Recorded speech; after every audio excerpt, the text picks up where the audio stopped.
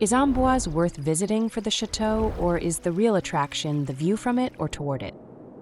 Perched high above the town on a rocky promontory, the castle opens onto a sweeping panorama of the Loire, its islands, bridges, and historic rooftops. Come in the late afternoon, and the pale stone begins to glow in the softer light. Stay until after dark, and the illuminated chateau becomes part of the view itself, rising above the river like a scene from another century. For romantic couples, Amboise is not simply another royal residence to tick off a Loire Valley itinerary. It is one of those rare places where the castle, river, and town come together to create a complete experience. But the chateau was not always this elegant. Amboise began as a defensive medieval stronghold. Then a young French king traveled to Italy, discovered the beauty of its palaces and gardens, and returned determined to transform his fortress above the Loire. The result became one of the earliest royal residences of the French Renaissance, a chateau where Gothic towers meet Italian inspiration, where horses once climbed enormous spiral ramps, and where Leonardo da Vinci became closely connected to the French court. Amboise may look effortlessly romantic today, but its beauty began with a king who returned from Italy with some very ambitious and probably very expensive ideas. From the town below, Château d'Amboise still looks like a fortress.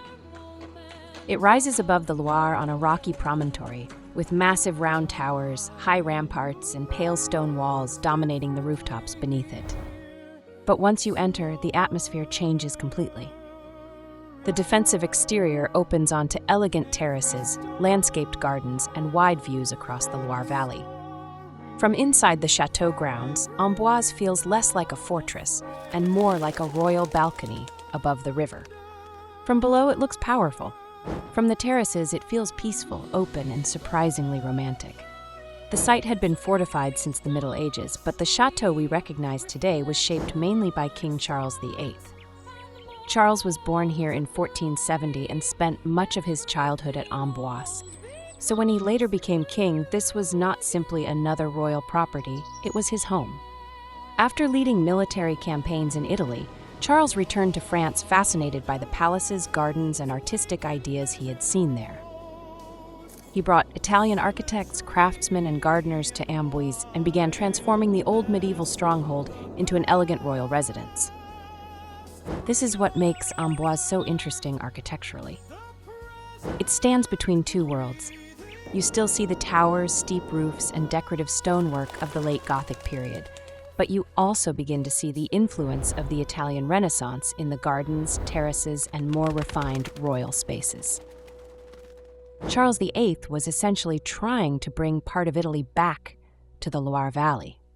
His queen, Anne of Brittany, also lived here. From the outside, their life at Amboise can easily look like a royal fairy tale. A young king, a young queen, and a palace overlooking the Loire. But their story was much more complicated. Their marriage was shaped by politics and duty, and none of their children survived childhood. So behind the beautiful facades, Amboise was also a place of grief and uncertainty. It is a reminder that life inside a royal chateau was rarely as romantic as the building itself. One of the most unusual features Charles added to Amboise was a pair of enormous cavalry towers, the Minimes Tower and the Château Tower.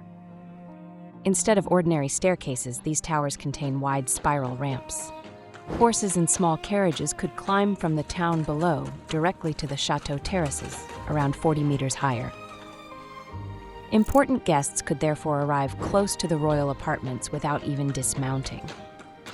Today, we check whether a hotel has an elevator. At Amboise, the royal solution was to build a spiral road inside a tower. Imagine arriving at the chateau on horseback, climbing slowly through an enormous stone tower, with guards, torches, and tapestries lining the route. In 1539, Emperor Charles V entered the chateau through the Château Tower during a visit to Francis I. The passage had been decorated with tapestries and flaming torches. Unfortunately, one of the tapestries caught fire while the royal group was passing. Both rulers escaped safely, avoiding what could have become a remarkably awkward diplomatic incident. A third cavalry tower may also have been planned, but it was never completed. part of its base can still be identified near the ramparts. Another exterior highlight is the Saint-Hubert Chapel.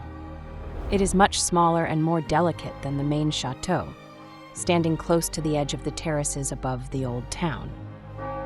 The chapel was built in the late 15th century for the private use of the royal family. Its facade is covered with finely carved Gothic details, made possible by the soft, local limestone used throughout the Loire Valley. Look closely at the decorative foliage, religious figures, and hunting imagery connected with St. Hubert. But most visitors enter the chapel for another reason.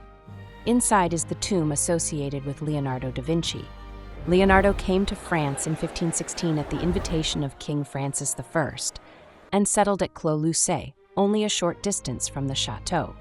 He spent the final 3 years of his life in Amboise. Leonardo was not simply a retired painter enjoying the French countryside. He continued working on architectural ideas, engineering projects, and designs for royal celebrations. He also helped create decorations and temporary structures for events held at the French court. Leonardo died in Amboise in 1519. He was originally buried in another church within the Château complex. That church was later demolished, and bones believed to be his were rediscovered during excavations in the 19th century. They were then transferred to the Saint-Hubert Chapel. For that reason, they are more accurately described as Leonardo's presumed remains. Still, there is something quietly moving about finding him here. Not inside a monumental cathedral, but in a small chapel overlooking the town where he spent the final years of his life. The Château introduces the royal world that welcomed Leonardo to France, while Clos Lucé reveals the more intimate setting where he lived, thought, and worked. Inside Château d'Amboise, the surviving rooms represent only part of the much larger royal complex that once stood here. You do not need to examine every chamber to understand the Château. The most important spaces include the guard room, the Great Council Chamber, the royal apartments, and the later rooms connected with King Louis Philippe. The Great Council Chamber is especially useful for imagining Amboise at the height of its royal importance. A Renaissance chateau was not a quiet private residence. When the king traveled, he brought advisors, guards, servants, diplomats, and large numbers of courtiers with him. These rooms would have been crowded, noisy, and constantly filled with ceremony. And several dramatic events took place within these walls. One of the most memorable was the death of Charles VIII. On the 7th of April, 1498, Charles and Anne of Brittany were on their way to watch a game of real tennis. While passing through a low doorway, the king struck his head against the stone lintel. He initially seemed well enough to continue, but later collapsed and died that evening. He was only 27 years old. After surviving military campaigns in Italy, Charles VIII was defeated by something far less glamorous, a very low doorway. His sudden death interrupted many of his plans for Amboise. Charles remains the only French king both born and deceased in the same Loire Valley chateau. Francis I, who spent part of his childhood at Amboise, later turned the chateau into an important center of Renaissance court life. His relationship with Leonardo da Vinci became one of the most famous artistic friendships in European history. Inside the chateau, you may see a dramatic painting showing Leonardo dying in the arms of Francis I. It is a beautiful and emotional image. It is also probably not true, but the scene became famous because it perfectly represented the idea of a young French monarch honoring the aging Italian genius. It is one of history's most successful pieces of royal storytelling, a beautiful scene, an emotional king, and Leonardo's final breath. The only problem is that it probably never happened. Francis I was also connected with a much darker incident at Amboise. In 1534, anti-Catholic posters appeared in several French cities during what became known as the Affair of the Placards. One of those posters was reportedly placed directly on the door of Francis I's bedroom at the chateau. Imagine waking inside your royal chateau and discovering that someone has crossed the guards, entered the residence, and attached a political attack directly to your bedroom door. Francis I did not appreciate the creativity. The incident intensified the king's fears about religious reformers and contributed to a much harsher response against them. Centuries later, Amboise became connected to another unexpected chapter of history. From 1848, Emir Abd el-Kader, the Algerian leader who had resisted French colonization, was confined at the Château with his family and a large entourage. He had surrendered after being promised that he could settle in an Islamic country, but that agreement was not immediately honored. His story is remembered in the Oriental Garden, a quiet memorial area within the Château grounds. The gardens of Amboise are very different from vast, colorful flower gardens. Their beauty comes from their position. They are elevated above the Loire with open lawns, sculpted greenery, formal paths, and views stretching across the river. After returning from Italy, Charles VIII employed the Neapolitan gardener, who helped create one of the earliest Italian-inspired royal gardens in France. These gardens were designed not only to impress, but also to encourage walking and conversation. Long before couples came here for photographs and Loire views, these terraces were already created for slow walks, private conversations, and courtly encounters. The most important parts include the Naples Terrace, the Garden of the Seven Virtues near the chapel, the Oriental Garden, and the panoramic paths beside the ramparts. But the best approach is not to treat them like a checklist. Walk slowly, stop near the chapel, look down over the old rooftops, find a quiet place along the ramparts, and watch the Loire change with the light. Amboise may not have the largest number of rooms, the most extravagant interiors, or the most colorful gardens in the Loire Valley.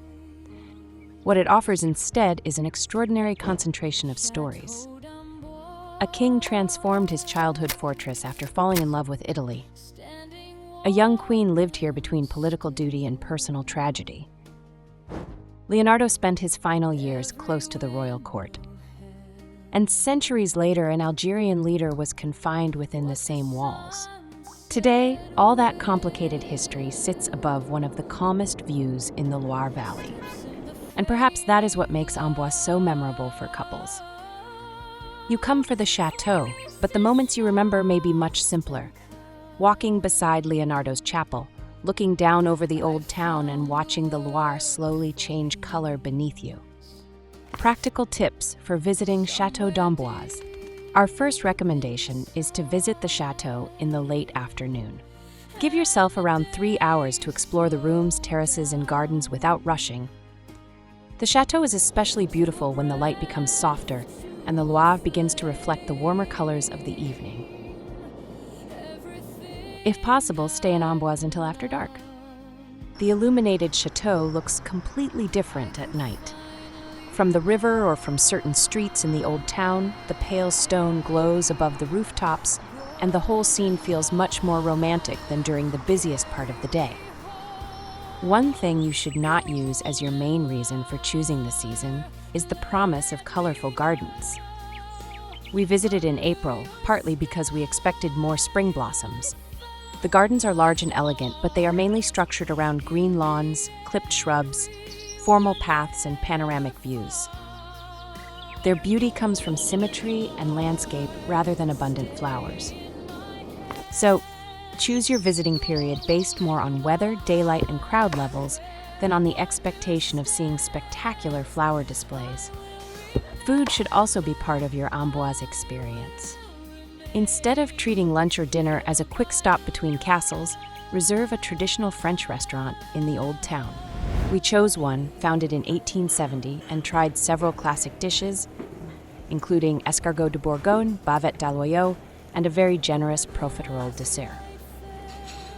A slow dinner after visiting the Château made the evening feel like part of the trip, rather than simply a break in the itinerary. Finally, choose your accommodation carefully. Staying somewhere with views toward the Loire and the Château is absolutely worth considering. We did this, and seeing the castle illuminated from our accommodation late in the night became one of the most memorable parts of our stay. You may also see hot air balloons floating above Amboise and the surrounding Loire Valley.